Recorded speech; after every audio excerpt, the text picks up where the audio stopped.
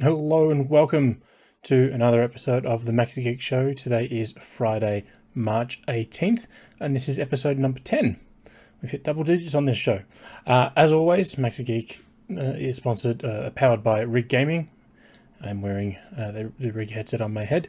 And as you can see, we have the logo in the corner just here as well if you're watching the video. So it was a bit of a weird week for news. We had some big news. We had some not so big news. We had some interesting news, and we had some, less than satisfying news. But we'll get into it as we go. We're going to start off with a bit of fun news from Monster Hunter.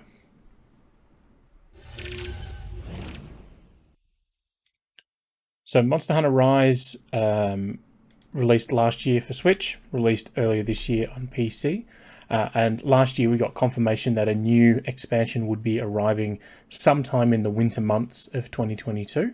Earlier this week, Capcom hosted a Monster Hunter Rise Sunbreak stream. There's a lot of words in a row there for you. Specifically around when it's coming out, some of the new monsters, the new village, and the general story about what's going on. So we do have a trailer here, which I won't play just yet. So one of the big things is that this takes place story-wise after the events of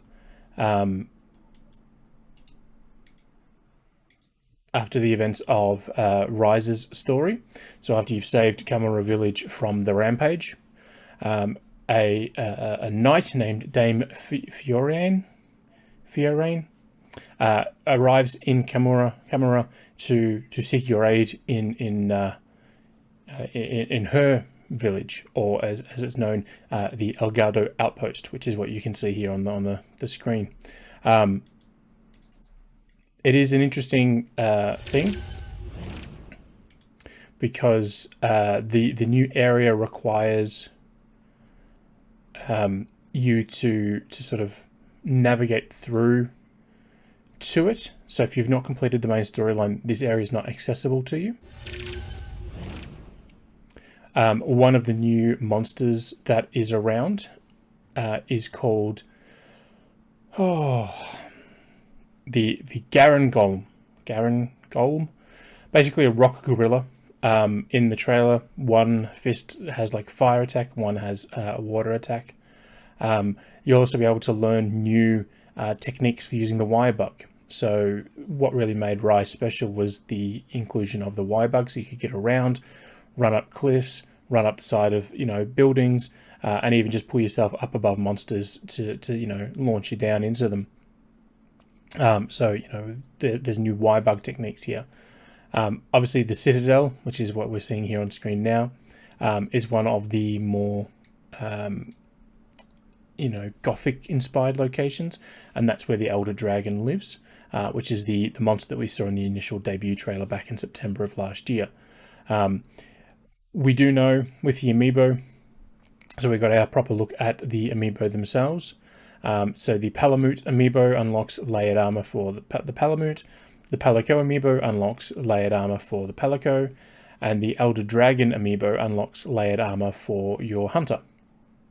Now, of course, layered armors are just visual changes. So whatever your underlying armor is still in effect. You just have a different look, which I think is pretty cool. And obviously, we do have a bunch of screenshots here as well. So you can see here's the new the new monkey creature. I can't remember his name, but he's there. So there's a new region, which means new quest givers, new blacksmiths, new merchants. New bunny dumpling place. Thing I think is cool is in the background of the village there's this sort of rail where there's palicos sort of going around doing transportation stuff, and you can see it here in this screenshot. There's the rail sort of goes everywhere, from the ship, multiple paths, which would make it feel a little bit more alive than Kamura Village was, because the problem that I had with Kamura Village is every time you went back into it, it was the same thing. You'd come back in from a hunt, and the same palico would be running up from the docks, on sort of the western side of the map, and a few minutes later there'd be a guy with straw on his over his shoulders walking up as well. So this is the new Ice Wyvern, that they've announced. The name is in the story, and then there's the Elder Dragon as well. It honestly, it looks pretty cool. Obviously, if you're not a fan of the original Monster Hunter Rise, you're probably not going to enjoy the Sunbreak DLC. It's definitely more of not more of the same, but it's more of what we're sort of expecting from it. But yeah, so that's looking pretty cool. That is set to release on June 30 for both PC and Switch. Interestingly, both digitally and for retail for Switch, there'll be a combined bundle where you'll get the base game and the DLC. For PC, it's digital only. There's no retail release for the PC version. On Switch, the retail release will include the base game on the cartridge and then a code for the DLC for the expansion. There's no pre-order availability yet for the amiibo. We did get the Monster Hunter Rise amiibo initially were my Nintendo exclusive, but the amiibo for Monster Hunter Stories 2 last year did go through regular retailers.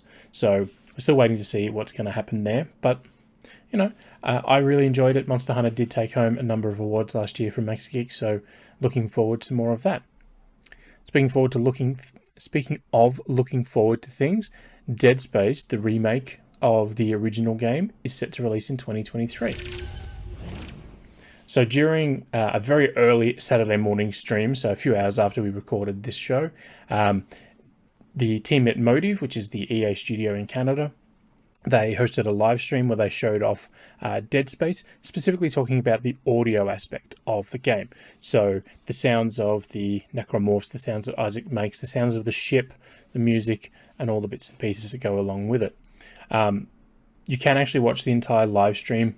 I'll post the link here in the chat if you do want to watch that. It is definitely worth an insight, because it is one of those things where it's just so much information. One of the aspects that I think is very, very cool is in the original game, if you were running out of oxygen for whatever reason, when you revived and got more oxygen, Isaac would just be like, and he'd be back to normal. Here, in video game world, that makes sense. There's nothing wrong with that. But here the developers have, said, okay, well, let's make that a bit different. So now, after gasping for breath for a few moments, Isaac's not just going to be perfect if he gets a fresh supply of oxygen. He'll actually struggle for a moment. And he'll be gasping to try and get more air back into his lungs. So yeah, that's very cool. As I said, it is definitely worth watching. It does go for about 40 minutes. So be sure to set across some time. And while many people did hope that the game would release later this year, they did confirm that it will release now in early 2023. There's still no date for it yet, just early 2023. But when it does, it'll be Xbox Series X and S, PlayStation 5, and PC. I'm very excited for more Dead Space. It's one of those series where you either like it or you don't, especially because of its horror-based nature. But it is definitely a fun time. The third game in the series didn't do so well, compared to the first two, but it's still a very, very good game overall. Speaking of things that are, messing around with perceptions of time, Back to the Future. Specifically, Lego have teamed up with Universal Pictures to release the DeLorean in Lego form. So one of the things that has been happening over the years, outside of the Star Wars or the big sort of licensed bundles, like your Marvel sets, your DC sets, is that Lego have started, they had a thing called like Lego Ideas, where fans could submit their own designs for things. From that, we got the Seinfeld set, so you could get Jerry's apartment with little minifigs of Jerry, Elaine, George, and Kramer. And things like that. We've also had, the Sonic set came out of that, the Sonic one that's coming out. But beyond that, we've also started to see them branch out into do more collectibles, more unique things. So one of the things that they're doing that's a little different is there is, sort of replica items, if you will. And the more recent one was only announced this morning, and that is the DeLorean. So what is interesting about this is that it does feature, it's one set, one single set. Let me find a better picture. But it does allow you to build the 3 different variants. So if you're watching the video here, looking at the image on the left, the car on the left, I should say, that is the one that Marty uses to go back from 1955 back to 1985 at the end of the first movie, because it's got the hook that catches the wire with the bolt of lightning. The one in the middle is the one at the very end of that movie, but more specifically the one for the start of Back to the Future Part 2, where Marty and Doc fly to the future to save Marty's kids. And that's where we had Mr. Fusion on the back instead of the plutonium that the car originally needed. And then the one on the right there with the white box on the hood, that is the Part 3 car, where it had to be modified to run on the train tracks, but also, generate electricity by means of motion. So it isn't a cheap set. It's $270.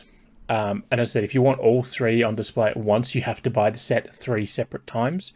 In terms of differences between them, there is actually a really, really nice, simple shot, if I can find it, from on top of the car. I must not have it in here.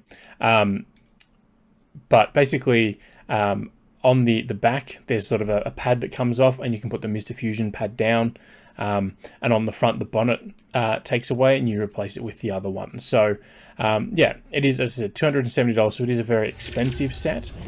But it is one of those ones that does look to be quite, if you're a big Back to the Future fan, or you're a DeLorean fan, because, they didn't make a lot of cars, that is definitely one way to enjoy, and celebrate your enjoyment of that particular brand. Again, that one's coming out April 1st, and no, it's not a joke, but yeah, so April 1st for that one. A little bit later in the year, in August, Nintendo will be hosting a dedicated 30th anniversary concert for Kirby. So, as being reported out here by Vooks, on August 11, there will be a dedicated 30th anniversary concert for Kirby, because Kirby is celebrating 30 years this year. And what is interesting is that it is going to be, live at Tokyo Garden Theatre in Tokyo, Japan. But as, Japan is still not allowing tourists to enter the country, Nintendo have announced that they are streaming it online. So you can, folks who are living in Japan can actually go to the event in person. But for the rest of us who either, can't justify flying to another country just for a concert, Nintendo have said that they're streaming it online, which is a very rare thing, because a lot of these times these events will be, unique to, Japan. And then, we'd have to sort of grin and bear with, 15-second samples from here and there. We do know that, there's 35 musicians playing the music. I'll just play this little trailer because it is very cute. Let me just turn that down a little bit.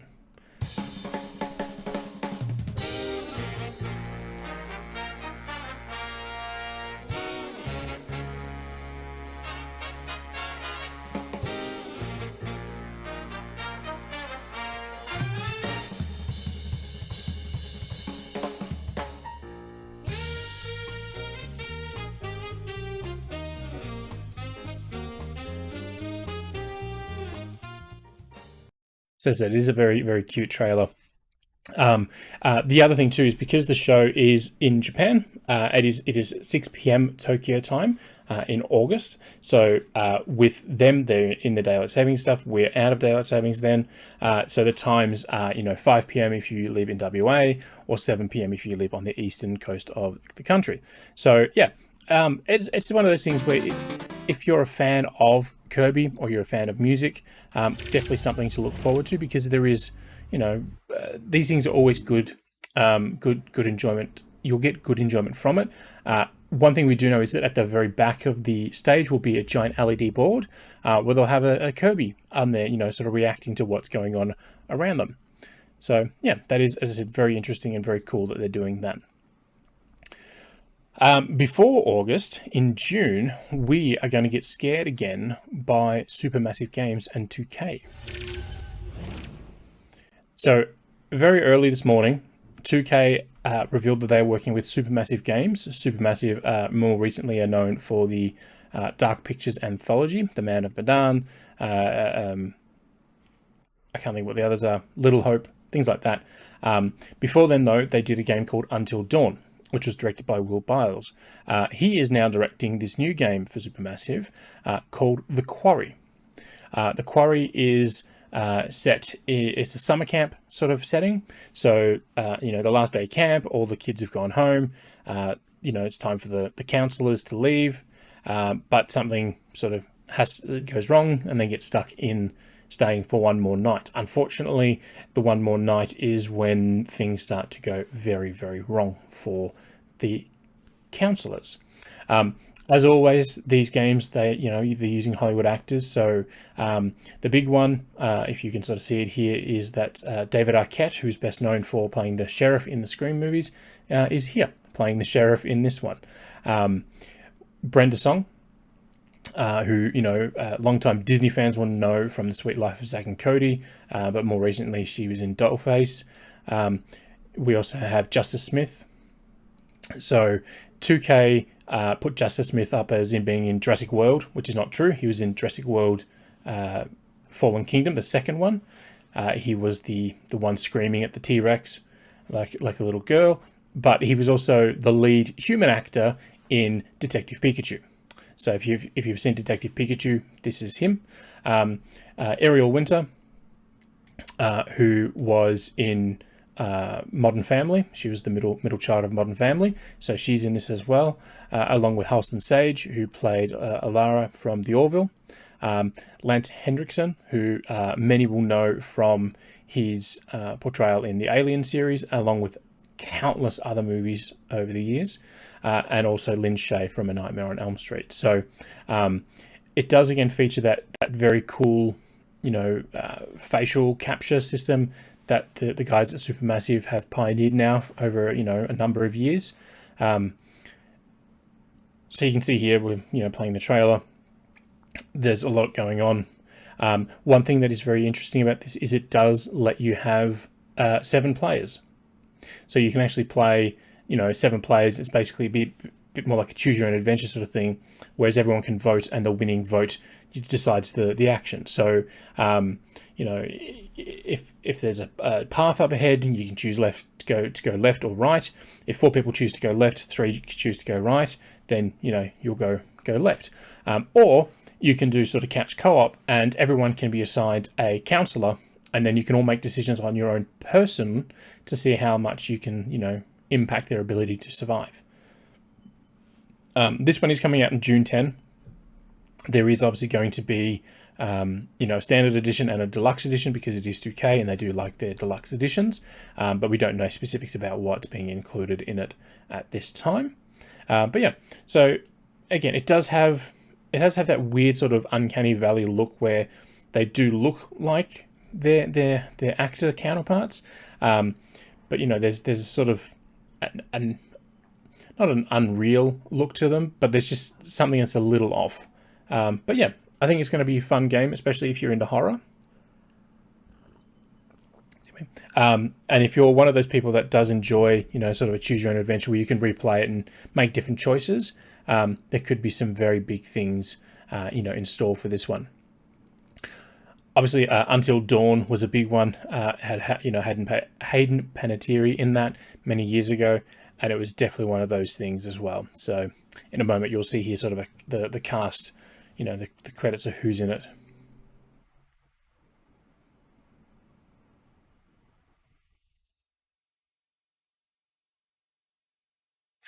I mean, looking at it, I honestly couldn't tell you who most of them are, especially from the kids. But yeah, I think it looks cool.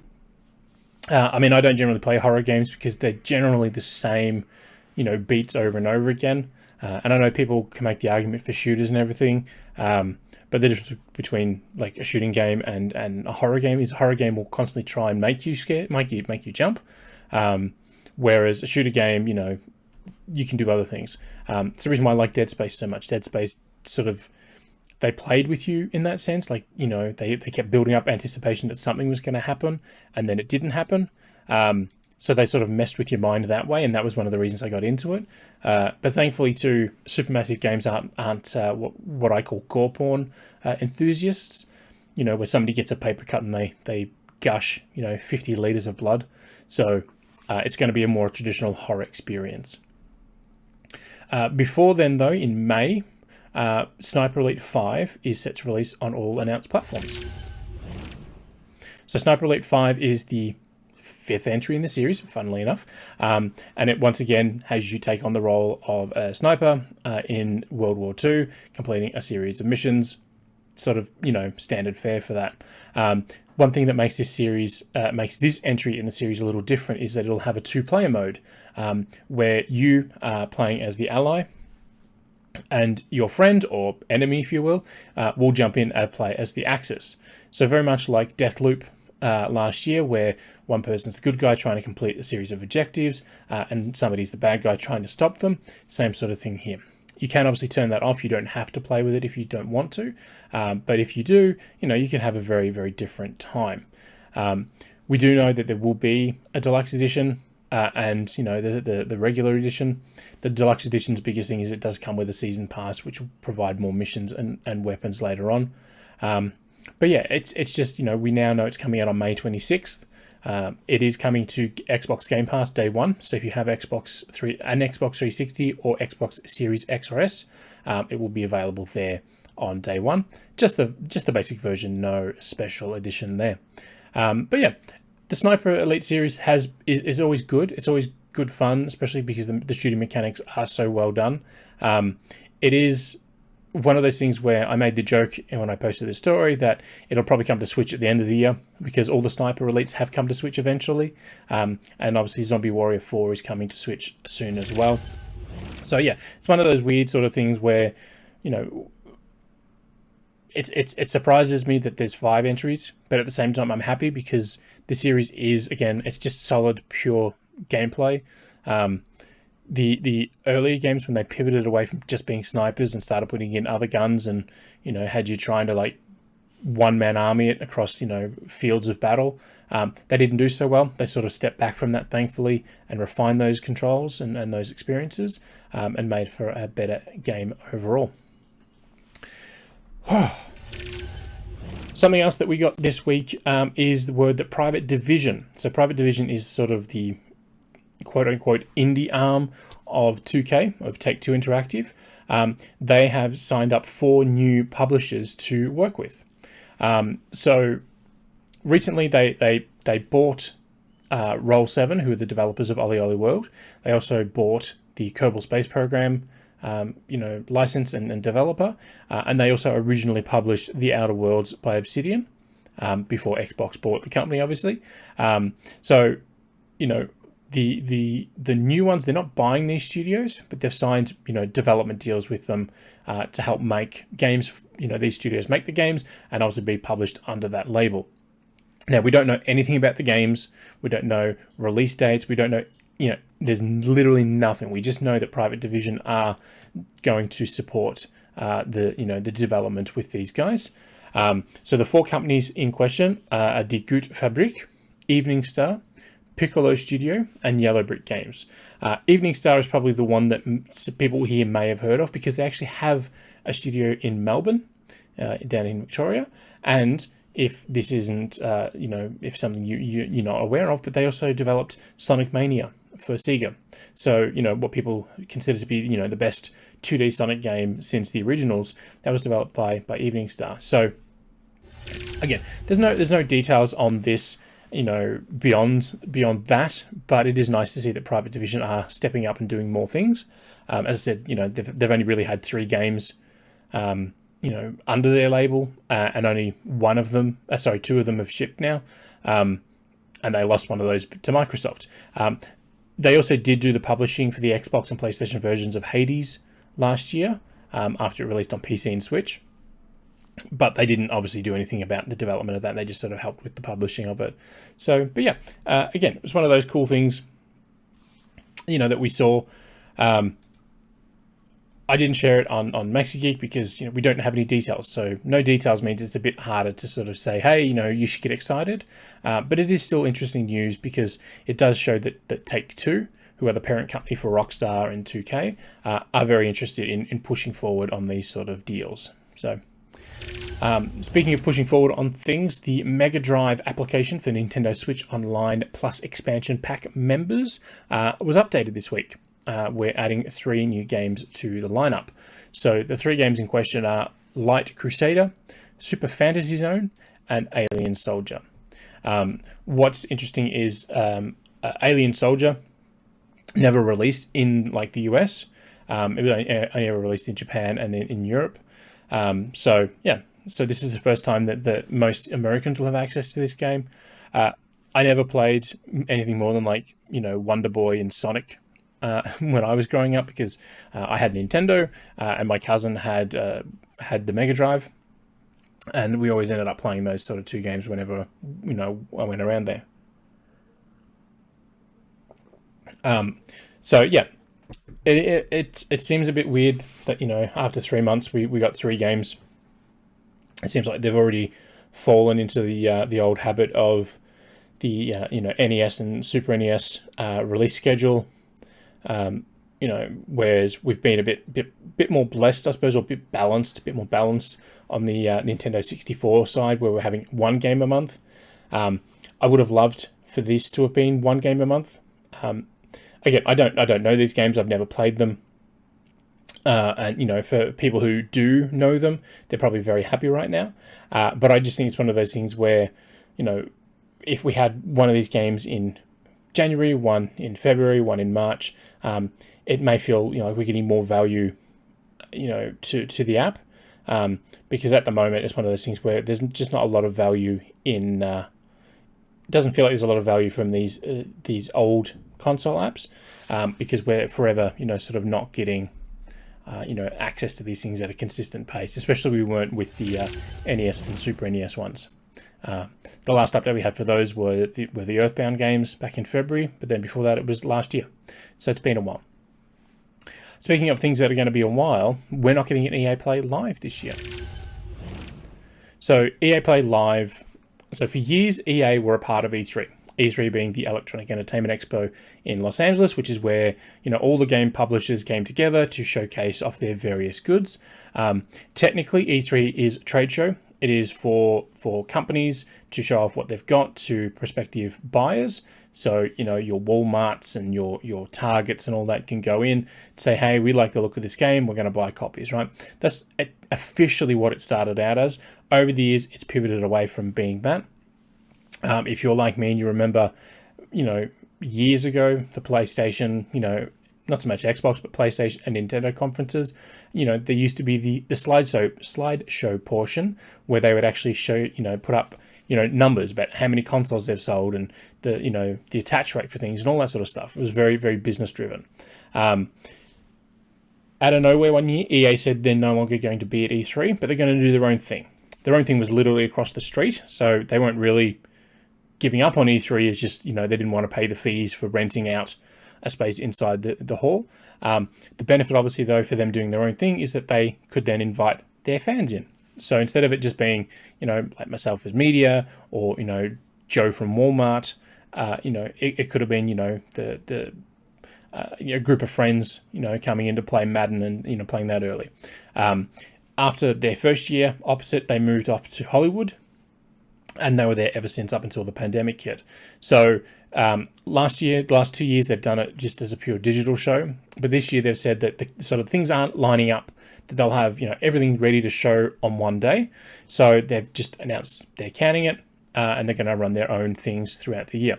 So the official statement that was provided to IGN from EA just says, "We love EA Play Live as it's our way of connecting with our players and sharing what's new with all of you. However, this year, things aren't lining up to show you everything on one date. We have exciting things happening at our world-class studios, and this year we'll reveal much more about these projects when the time is right for each of them. We look forward to spending time with you throughout the year." Obviously, we know there's a new Star Wars game coming in the form of the Jedi Fallen Order sequel. So we should see more of that at some point. May the 4th maybe we'll see something on Star Wars Day. But what's more interesting is that we've already seen them do this now. We've had 2 streams from Dead Space, about Dead Space, I should say, and then we've had a number of things for Battlefield as well. So I think they're following the the Nintendo route or the PlayStation route or the Xbox route or every other company doing it now, where instead of shoehorning everything into one 3-day period, quote unquote, they're doing spreading it out over a period, over the 12 months, and saying, hey, Friday at 9 o'clock, we've got a 20-minute showcase where we're going to talk about Game X. It's all going to be about that, and that way people can say, hey, I really love that series or that brand. I'm going to watch it, or hey, that's not for me. I'm not going to worry about it and move on. So it is interesting that they've sort of committed already to say, hey, we're not doing this. But, again, at the moment, we know there's a Need for Speed game supposed to come out this year. And we know there's a Star Wars game coming out this year. And apart from FIFA, Madden, and the other sports games, we don't really know what else is coming. Star Wars, The Old Republic just had their big expansion drop. Their mobile games, they drop out stuff all the time for that. The Sims, they do that. Sims is sort of its own little, ecosystem of content now. So, it's one of those things where there's not a lot coming from them. And what we do know is coming, some of it's definitely years away. So, I'm happy that they're sort of, electing to do things on their own terms again. It's worked for Nintendo, it's worked for PlayStation, and, hopefully it works for these guys as well. Switching over to a bit of perfect movie news. Puss in Boots: The Last Wish has a trailer. Yes, after 11 years, there is a new Puss in Boots movie coming out. But the reason why I'm showing this is not because it's a new Puss in Boots movie, with Antonio Banderas. That's fine. There's nothing wrong with that. It is because if you're watching the video stream, the actual movie has a painted art style to it. So it looks like, I've got just a still here that was supplied by Universal. It looks like one of those things you'd find in a picture book. Like if I put text for what they were saying on the screen, it would look like I'd taken a photo essentially from within the pages of a book. So Spider-Man Into the Spider-Verse, with focus around Miles Morales, really changed the game in terms of visual design. No longer did anyone have to just do, photorealistic but somewhat cartoony visuals like Frozen. Basically what Disney and Pixar have been doing for years, and even Illumination. They were doing that with Despicable Me and the Minions and Secret Life of Pets, right? Everything sort of had that grounded, look to it, like it could be real. And then Spider-Man Into the Spider-Verse came along and just blew that out of the water. We saw it earlier. We saw it last week when Turning Red released. Turning Red embraced sort of the anime influence. So there's a lot of things like starry eyes, extra lines being drawn on the face to help emphasize. Still frames of silhouettes. Like you'd see in an anime when somebody like cuts them with a sword, they do that whole still frame thing. They're interspersing a lot of that with it. And this is just another example of that sort of style where developers, movie makers are saying, hey, we can do something different. It doesn't have to be, photo real looking. It still looks like Puss in Boots. This is, Goldilocks and the three bear crime family. And that's Florence Pugh. That's Elena. So it still has this look. You look at it and you go, cool, that's Puss in Boots. But, looking at his sword, you can see sort of, it's like somebody's done brush strokes. Instead of just like making it look like metal, it looks like somebody's painted something to look like metal. DreamWorks, so this is obviously being done by DreamWorks for Universal, but they've got another one coming out at the end of the month called The Bad Guys. And that also has another one of those unique sort of art styles. So, I think this is very cool. Let me just pop the story in the chat for that one, because it is showing off that there is more that can be done with animation than just making things look, the same way. And again, DreamWorks are the same. For years, we've had that same style of humanoid character where everything has to have this sort of the same look to it. Lately, Pixar and all their human characters, they all look like Aardman. They all look like Wallace and Gromit, you know, style of characters. So yeah, it is very cool that they're doing it, but we'll just have to wait and see how it goes long term. Something a little bit different is that on March 23rd, the brand Casetify, which is a phone accessory brand, are releasing a new lineup of items themed to Pokemon, specifically in the 8-bit style. So this is being reported again out by Vooks. So we've got phone cases, AirTag holders, watch bands, AirPod cases, and the like. But as these guys also do MacBook stuff, they do Samsung phones. So you can see in the picture here, you can see a Samsung phone here under the iPhone. We don't know the full lineup.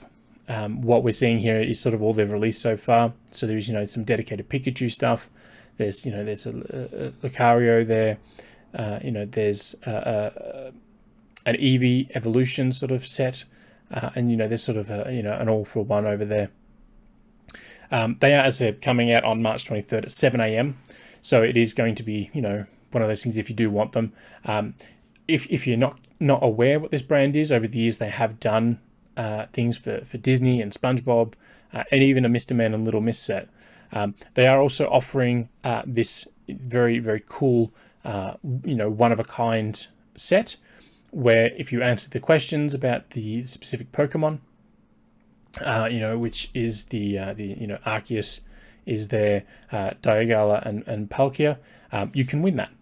So yeah, I just think in terms of accessories, there's very few phone accessories that I think are worthy of the money that some folks ask, because they either have prints on them that are basically just stuck to it, and then the slightest bit of effort and they come off, or they're very cheaply made so they scratch easy, or they're super expensive and then just black, because they're more about protection than they are about looking good.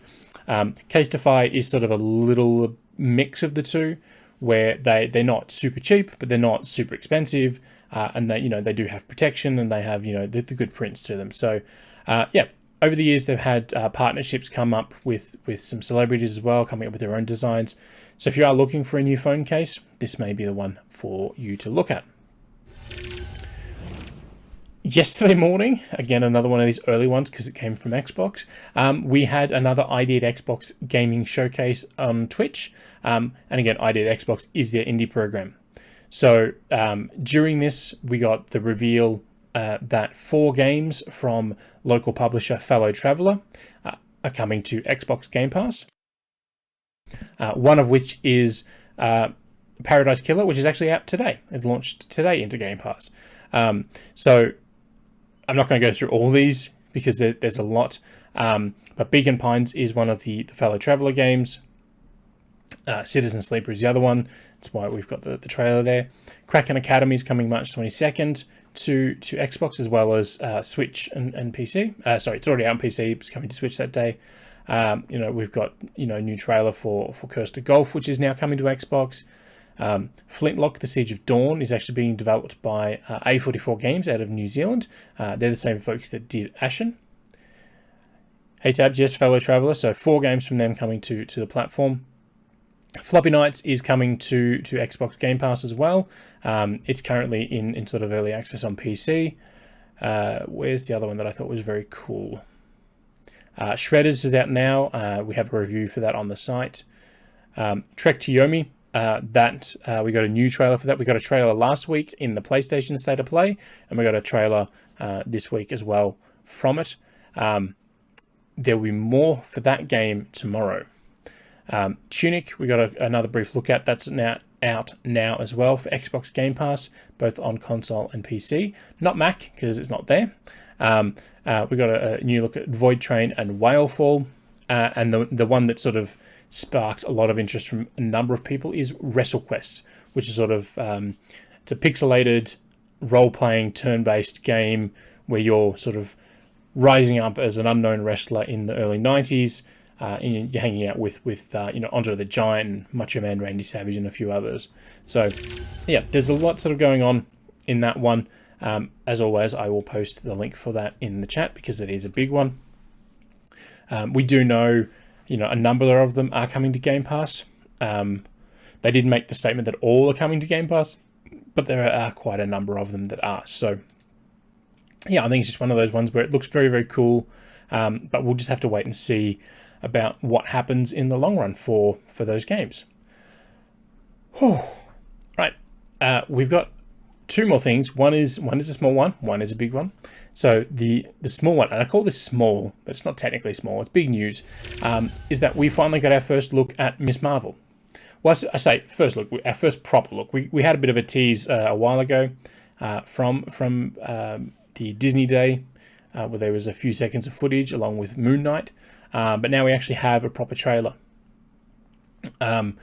So one of the big things for this is that they've changed her origin of the powers.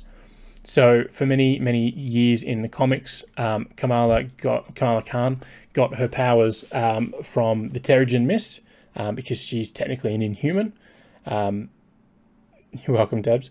But then with this one, the MCU technically has the Inhumans covered with the one season TV show that bombed. So I don't know if it's because they wanted to separate themselves from that or for something else. But this one, she's sort of gone the other way, and she's getting her powers from a mystical bracelet.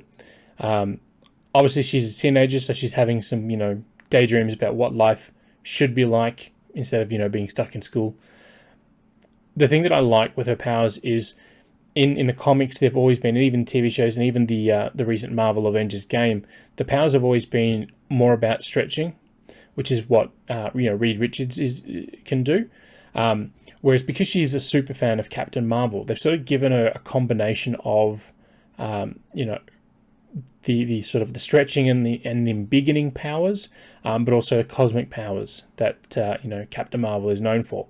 So the band that she's wearing, it reminds me of something. I can't think of the name of it, but it's like a thing from the Kree, which is how she got her powers initially in the comics as part of the Terrigen mist. But this one I said seems to be combining the two styles, the cosmic powers and the embiggening. So how that runs out in the show, we have to wait and see. We do now know it's coming out June 8th. So we've got a week and change until Moon Knight airs. Then after Moon Knight, that'll run for 6 weeks. Then we've got Obi-Wan Kenobi starting on May 25th. That'll run for 6 weeks. So that'll take us from the end of May through to the end of June. So this will be the first time we've actually got crossover, because normally Disney don't like to have two big shows, going on at the same time. But because they elected to push the Kenobi show back to the 25th of May instead of the 4th of May, like many expected, that's why we've sort of got this crossover now. But it'll be interesting to see how all that plays out. Whew. So that's sort of all the regular news, but now we're going to get into some Hogwarts Legacy news, because after almost 2 years of silence, 18 months of silence, we finally got a look at the game, how it's going to play and all the bits and pieces. So what I'll do is I'm going to pop the video up here on the screen. So if you're watching the stream, you'll see the video playing now. So this is being done by Avalanche Software. Avalanche were the developers behind Disney Infinity for many years. And then when Disney shut down the studio, Disney shut down the game, the studio was shut down as well because Disney did own them. But then like 4 months later, they said, hey, can we keep our name? And Disney said, yeah, sure, no problem. So they reformed straight away, and they partnered up with Warner Brothers to make Cars 3 Drive to Win, which was the tie-in game for the Cars 3 movie. And yeah, so that's sort of how they came about. That game did okay. It wasn't the greatest of games, but it did sort of decent. But now, since then, they've been working on this one. So the big thing with this is that, you're not starting, it's not day one for your first year, your 11-year-old self at Hogwarts. Your character that you get to choose. So you can be a man, a woman, or you can, have a male voice and a female body, or vice versa. The developers have gone and embraced, the trans thing in lieu of what the author for Harry Potter has said. Once you have, selected who you want to be, you'll be enrolled into Hogwarts. You'll go through the sorting ceremony and you'll find your house. But the reason why your character is going into the world, into Hogwarts as a fifth year, is because you've been discovered as having a connection to an ancient magic. Hogwarts is built where it was because there is a lot of magic that lives, in the area, which is why there's a forest full of creatures. Why there's a wizarding only town nearby. So one of the big things is because your character can embrace this ancient magic that the goblins, the house elves, and other beings can access. You've basically been summoned into the world to say, hey, we need to know what you can do with access to this power. One of the big things for it is that, again, it's all about choice. So your character can, as you attend classes, you'll learn spells. The spells then inform how you, go into duels and how you go into combat against dark wizards and witches. One of the things that they show off later on in the trailer is that you can have a companion, and your companion will have, specialized skills that they are really good at. So if your companion is very good with magical creatures, like one of them is, you can choose to ignore that entirely. So you can rely on them to help you out with the magical creatures side of things. As you can see here now, we're seeing some dueling action. We haven't had any sort of dueling in Harry Potter games since the EA games back in the day, which were all obviously connected to the movies. They weren't that great, but we'll see how this all shakes out.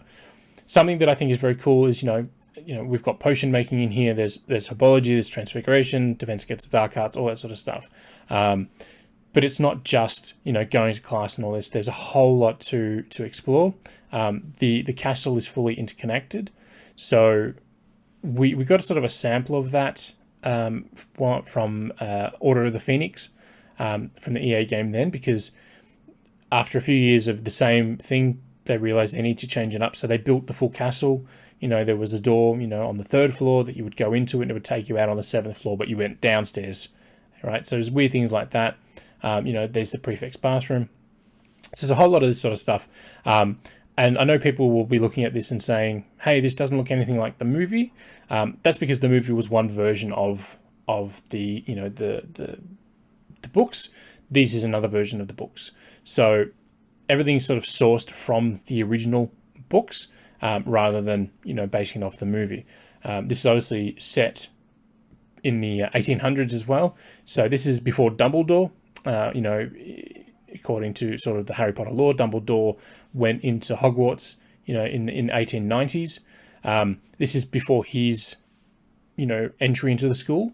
So there's no, apart from the ghosts, we saw, Nearly Headless Nick and Professor Binns. There's no, consistent characters there that we'll know.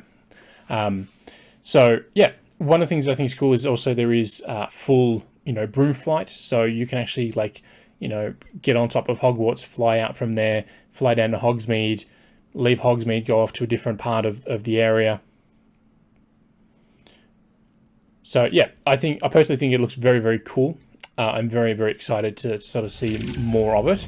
I will post the story again for this one in the chat because they've had plumbing for quite a while, if you recall, Taps, because in the second book, the entrance to the Chamber of Secrets is in a bathroom. So, and as the Chamber of Secrets was built by Salazar Slytherin, one of the 4 founders, that means that at some point during the construction of the castle, or before he left, he had to have built the entrance to his chamber, and he chose to build it inside the girls' bathroom. So yeah, so they've had plumbing for a while. Something that was very interesting is when this game was first announced, it was announced for PlayStation 5 because it was done during the original PlayStation 5 showcase event back in 2020. But then when they confirmed it was coming to PlayStation 5, PlayStation 4, PC, Xbox One, and Xbox Series X, we learnt today as well that it is coming to Switch. So we literally have no other details other than it's coming to Switch. And what is interesting is this information wasn't obviously revealed during the State of Play because it was a PlayStation event. But it wasn't even updated on the website until hours after the event. So the game's official website has had, the same logos for platforms for 18 months now. When the event was done, they updated the website with an FAQ, with new screens, information about classes and all that sort of stuff. But then they added out of nowhere, like 2 hours after that, so this went up around, I think it was like 11:30, 12 o'clock, that it is coming to Switch. What is very interesting though is that we don't know if this is a cloud-based thing. We have no information on is this a cloud-only game? Is this a game that's being ported natively to the Switch? That's the thing we don't know, and that's sort of what's very interesting about all this.